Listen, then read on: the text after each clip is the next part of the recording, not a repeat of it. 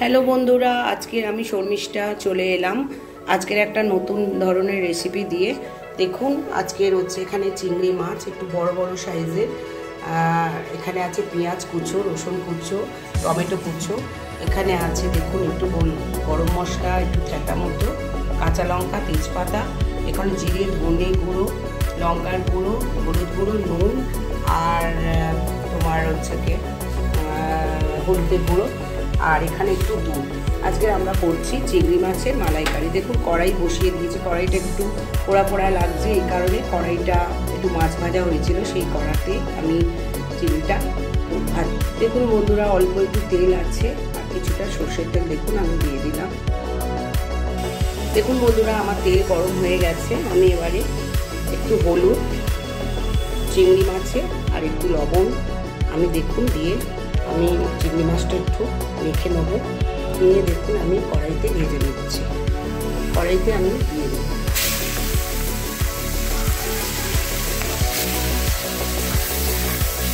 দেখুন বন্ধুরা, চিংড়িটা ভাজা হচ্ছে।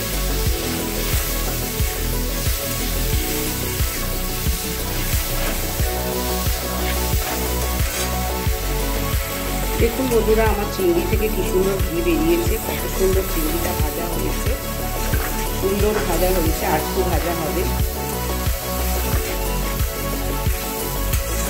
আজকে কালকে আমি একটু মাছ ভেজেছিলাম রাতে, ওই জন্য কড়াইটা এরকম লাগছে।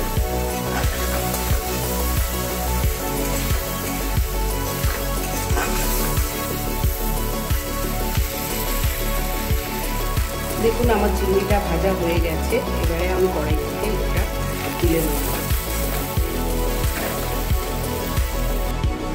দেখুন আমার চিংড়ি তোলা হয়ে গেছে, আমি এতে একটু অল্প একটু তেল দেব। দেখুন বন্ধুরা, আমি আমার যে তেল আছে সেই তেলেই আমি দেখুন গরম মশলার কাঠ, কাঁচা লঙ্কা আর তেজপাতাটা দিয়ে দেবো। আমি এটা দিয়ে দিলাম।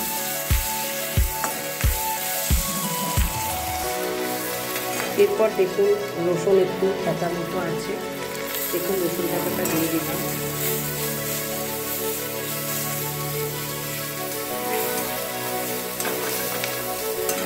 এরপর পেঁয়াজ আর দেখুন টমেটো কোচা আছে, এটাও দিয়ে দিলাম।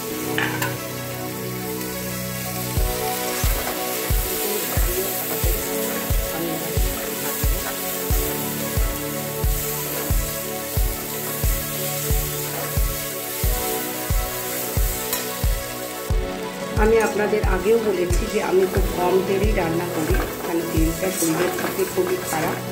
দেখুন আমার পেঁয়াজ, রসুন এছাড়া গরম মশলা এগুলো সমস্ত ভাজা ভাজা হয়ে গেছে, কালারটাও সুন্দর এসে গেছে। এরপরে আমি দেখুন আমার যে মশলাগুলো নিয়েছিলাম সেটা আমি সব একসঙ্গে পেস্ট করে নিয়েছি, একটা মিক্স করে নিয়েছি। মশলাটা দেখুন আমি আস্তে আস্তে করছি। দেখুন বন্ধুরা, মশলাটা আস্তে আস্তে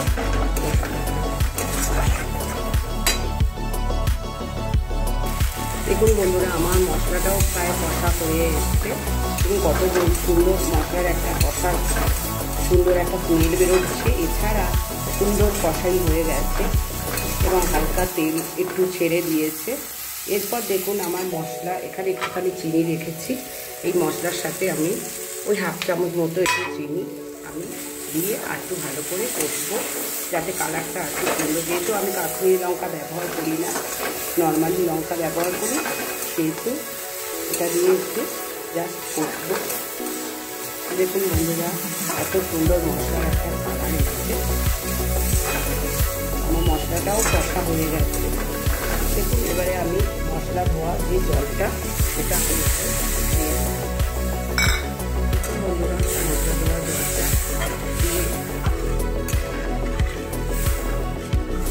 কত সুন্দর একটা কালার চলে এসছে।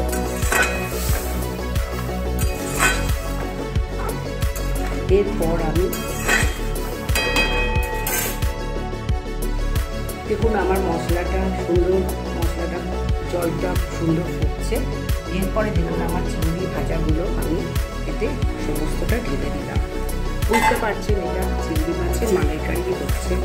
দেখুন এবারে আমি এটা চিংড়িটা সিদ্ধর জন্য আমি একটু চাপা দিলাম।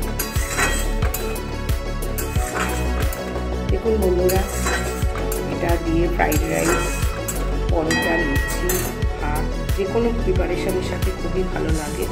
ঠিক আছে, দেখুন বন্ধুরা, আমি এবারে কড়াইটা খুলছি। দেখুন কীরকম কন্ডিশন, সুন্দর রং হয়েছে, কালারও সুন্দর হয়েছে এবং অনেকটা সিদ্ধ হয়ে গেছে। এবারে দেখুন আমি এই দুধটা দিয়ে দিলাম। আমার প্রিপারেশান অনেকটা রেডি হয়ে গেছে। দেখুন আমার চিংড়ি মাছের মালাইকারি প্রায় রেডি। কত সুন্দর কালার হয়েছে। আমি একটু জাস্ট ফোটাতে দেবো। দেখুন বন্ধুরা, আমার চিংড়ি মাছের মালাইকারি প্রায় রেডি। আমাদের চিংড়ি মাছও সিদ্ধ হয়ে গেছে আর সমস্ত ইয়েটাও মানে মশলাও সুন্দর একটা স্মেল বেরোচ্ছে। আপনারা এইভাবে করে খাবেন, খুবই ভালো লাগবে ঘরোয়া পদ্ধতিতে। আর প্রতিটা জিনিস আপনার ঘরে থাকে। ঠিক আছে বন্ধুরা, দেখুন বন্ধুরা কত সুন্দর কালার এসছে।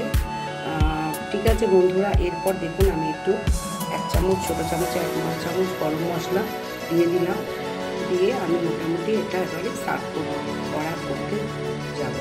ঠিক আছে, দেখুন বন্ধুরা, আমার মোটামুটি চিংড়ি মাছের মালাইকারি রেডি হয়ে গেছে। পারলে আপনারা এরকম করে সার্ভ করবে, ভালো মানে লাগবে সবাইয়েরই খেতে। যাই হোক, চলে আসছি পরের ভিডিওতে। যদি আমার এই রেসিপি ভালো লাগে তাহলে অনেক অনেক করে লাইক, শেয়ার, সাবস্ক্রাইব করবেন। ধন্যবাদ।